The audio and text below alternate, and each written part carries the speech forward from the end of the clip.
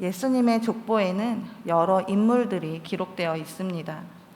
아브라함과 다윗의 자손 예수 그리스도의 계보라라는 제목으로 시작하는 예수님의 족보에는 특이한 점이 있는데, 남성 위주의 이름을 기록한 족보에 5명의 여인의 이름이 기록되어 있다는 것입니다. 그 여인들은 다말, 라합, 룻, 우리아의 아내 마리아입니다. 이 5명의 여인 중 룻은 66권 성경책 중 한 권이 그녀의 이름을 제목으로 넣어줬을 정도로 의미 있는 인물입니다. 그녀는 다윗의 가문을 잇고 더 나아가 예수님의 탄생에도 영향을 주는 중요한 역할을 하였습니다.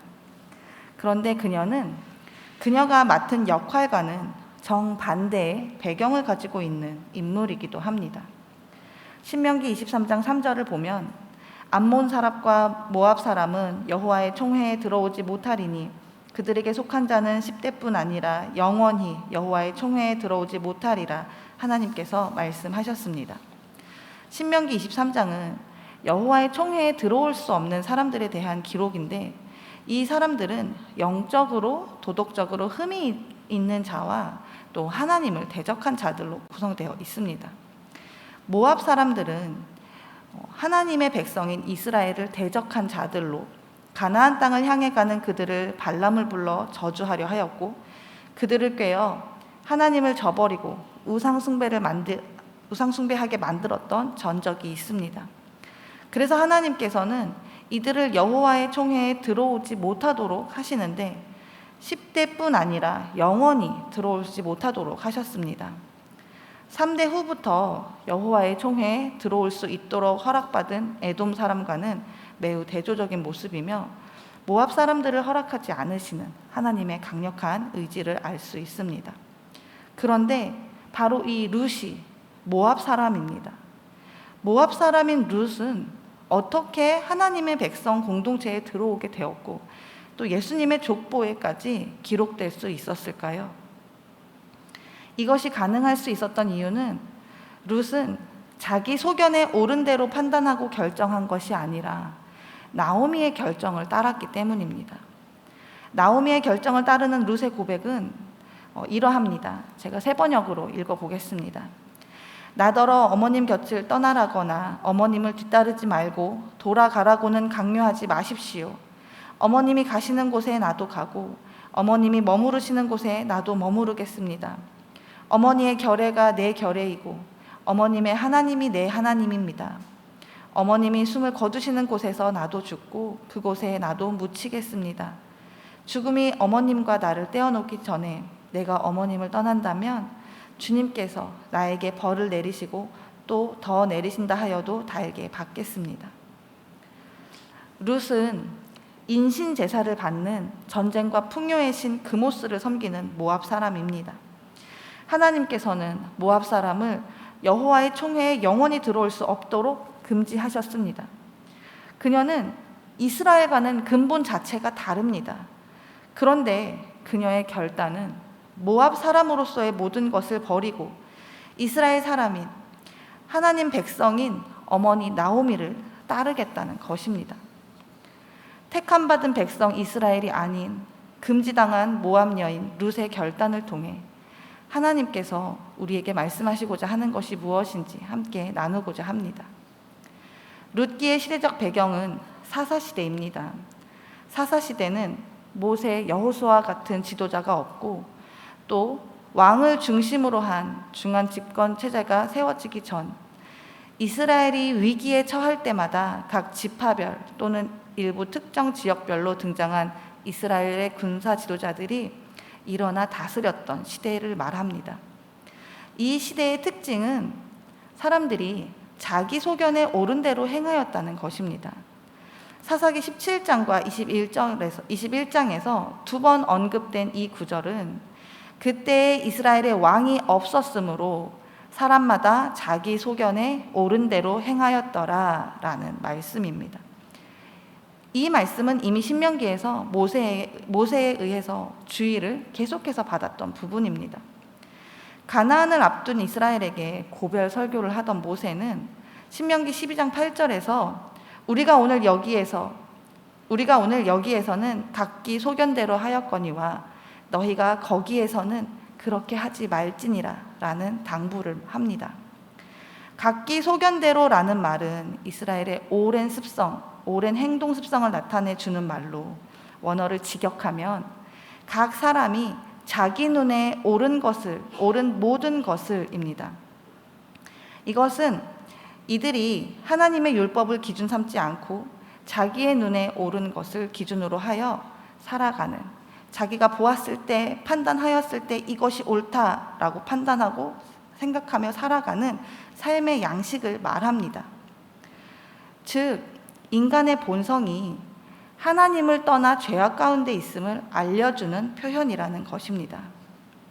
모세는 이스라엘에게 약속의 땅에 들어가면 지금처럼 죄악 가운데 머무르지 말고 하나님의 율법을 기준 삼아 거룩하신 하나님의 백성으로 살아갈 것을 당부하는 것입니다. 그러나 모세의 당부에도 불구하고 사사시대를 살아가는 그들의 특징은 각기 소견에 옳은 대로 행동하는 것이었습니다. 그래서 사사시대는 범죄하면 징계를 받고, 징계를 당함으로 회개하고, 사사를 통해 구원을 해주시면 다시 망각하고 또다시 죄를 범하는 이러한 것을 반복하며 방향을 상실한 시대였고, 종교적, 도덕적으로 절대적 기준을 잃어버린 어두운 시대로 평가되고 있습니다. 룻기에 등장하는 엘리멜렉의 가족도 마찬가지였습니다. 그들은 가나안 땅에 기근이 들자 풍요로워 보이는 모압 땅으로 이주해 이미 그곳에 거류하고 있었습니다. 1절의 말씀을 보면 이미 모압 지방에 가서 거류하였는데 이미 살고 있었어요. 그곳에서. 사실 농경사회에서 흉년을 피하여 보다 풍요로운 땅으로 이주하는 것은 자연스러운 일로 볼 수 있습니다.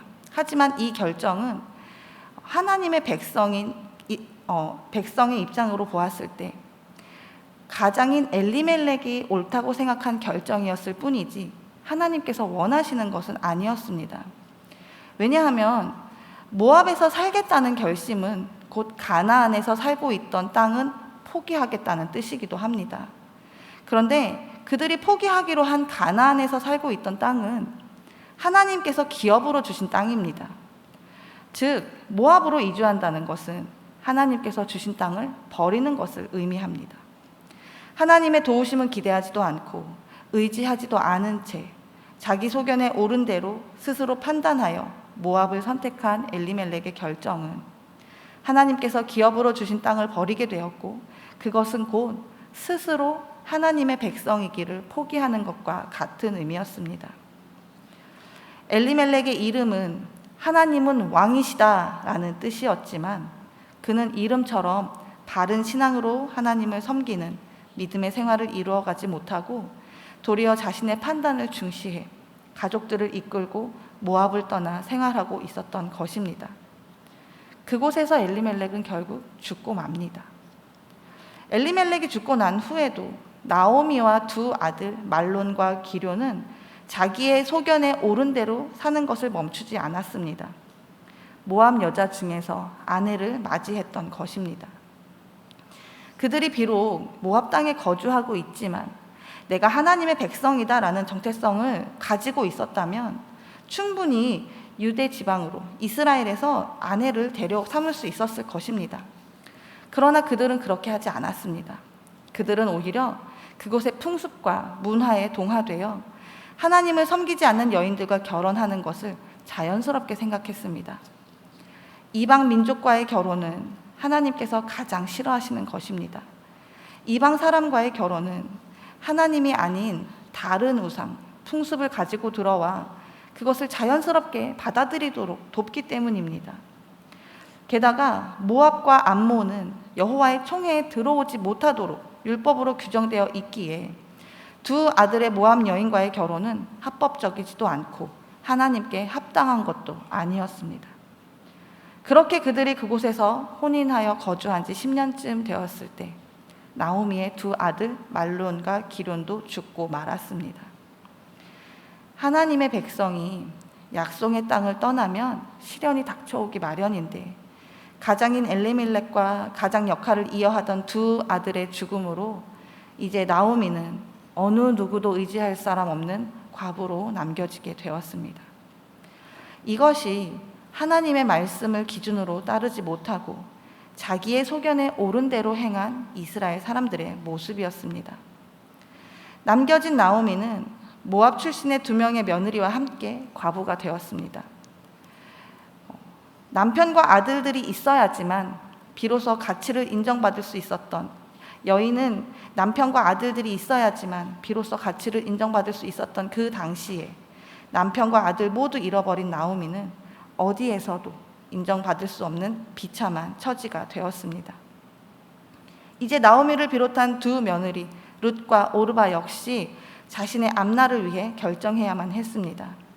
자신의 의지해야 할 대상을 모두 죽고 난 후에야 나오미는 하나님께서 돌보시는 약속의 땅으로 돌아가기로 하였습니다. 나오미의 이런 결정에 2 며느리들도 결정을 했는데, 오르바는 결국 자신의 고향으로 돌아가는 것이었고 룻은 나오미를 따르기로 했다는 것입니다. 룻기 1장 14절을 보면 그들이 소리 높여 다시 울더니 오르바는 그의 시어머니에게 입맞추되 룻은 그를 붙쫓았더라 라고 말씀하고 있습니다. 나오미를 따르겠다는 룻의 의지에 대해서 성경은 붙쫓았다는 표현을 쓰고 있습니다. 이 표현은 세번역으로는 더 달라붙었다라는 표현으로 사용을 하는데, 이것은 2개의 물체가 딱 달라붙어 떨어지지 않는 상태를 나타냅니다.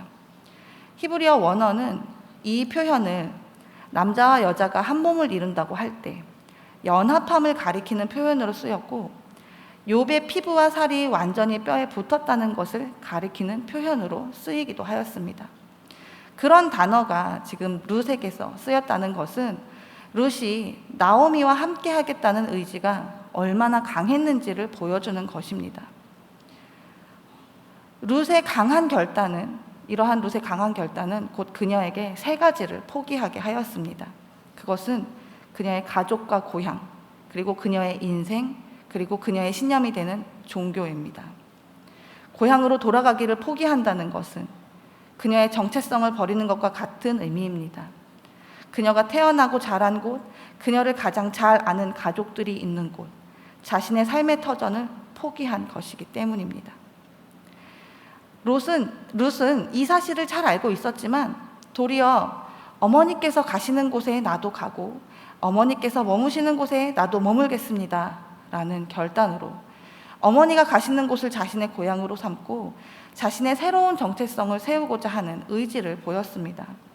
비록 그곳이 자신에게 삶의 터전이 될지, 끝까지 이방인으로 외면당하며 살게 될지 모를 곳임에도 불구하고 말입니다. 2번째로 룻은 그녀의 인생을 포기했습니다. 남편을 상처한 아내가 재가를 하는 것은 흠이 아니지요. 아직 젊으니 고향으로 돌아가 가족의 도움을 받아 재혼할 수 있습니다. 룻은 그렇게 돌아간다면 이번에는 모압 땅에 와서 살고 있는 이스라엘 사람과 결혼하는 것이 아니라 같은 동족인 모압 사람과 결혼할 수도 있습니다. 그렇게 되면 과부였던 룻의 인생은 남편이 있는 여인의 인생이 되는 것이고, 그것을 통해 지금까지보다 훨씬 더 안정되고 인정받는 삶을 살 수 있게 됩니다. 또 자녀를 얻게 되면 그 또한 그녀의 자랑이 되어 가치가 되니 룻에게 있어서 보장받은 미래가 예비되는 것입니다. 그러나 룻은 그것도 포기합니다. 어머니의 백성이 나의 백성입니다 라며 그녀의 인생을 포기하고 그녀가 앞으로 만날 수 있는 모든 가능성을 포기하고 어머니를 통해 만나는 사람들 안에 거할 것을 결단합니다. 3번째로 룻은 그녀의 종교를 포기했습니다. 종교를 포기한다는 것은 자신의 이제까지 쌓아왔던 신념을 포기한다는 것입니다. 모압 사람들이 섬기는 신은 전쟁과 풍요를 주관하는 그모스 신입니다. 그모스 신에게 제사를 드리는 방법은 어린아이를 불 가운데로 지나가게 하는 굉장히 잔인한 방법이었지만, 모압 사람들은 그렇게 할 때 모압이 전쟁에서 승리하고 어려움 없이 풍요로운 삶을 살 수 있다고 믿었습니다. 이런 생각은 당연히 룻에게도 있었습니다. 그녀가 자신의 신에게로 돌아간다는 것은 이제까지 여호와라는 다른 신을 섬기는 가족과 함께 있어서 받지 못했던 그모스 신의 축복을 받는 것이고, 익숙한 삶의 풍습으로 살아가는 자유를 누릴 수 있게 되는 것입니다. 그런데 룻은 그 모든 것들을 다 버리고, 어머니의 하나님이 나의 하나님이십니다. 만일 내가 죽는 일 외에 어머니를 떠나면 여호와께서 내게 벌을 내리시고 더 내리시기를 원합니다 라고 고백했습니다. 룻은 나오미를 포기하면서 얻을 수 있었던 안정적인 삶, 보장받은 미래, 자유로운 삶의 풍습을 도리어 포기하고 여호와의 이름으로 맹세하여 나오미와 일치된 삶을 살기로 선택한 것입니다. 그 삶은 종교적인 차이, 문화적인 차이, 법과 질서, 풍습의 차이, 이방 사람이기 때문에 겪어야 할 갈등이 뻔히 보이는 삶이었지만, 룻은 자기의 소견에 옳은 대로 행동하기보다 이스라엘로 돌아가 남은 여생을 살고자 하는 나오미를 따라 하나님의 말씀을 기준으로 살아가기로 결단한 것입니다. 택하심을 받은 이스라엘조차도 하나님의 율법을 기준으로 살아가기보다 자기의 소견에 옳은 대로 살아가는 것을 중요하게 여겼는데, 이방 사람, 그것도 여인이 굳은 결단으로 하나님의 말씀을 기준으로 살아가겠다며 이스라엘 안으로 들어왔습니다.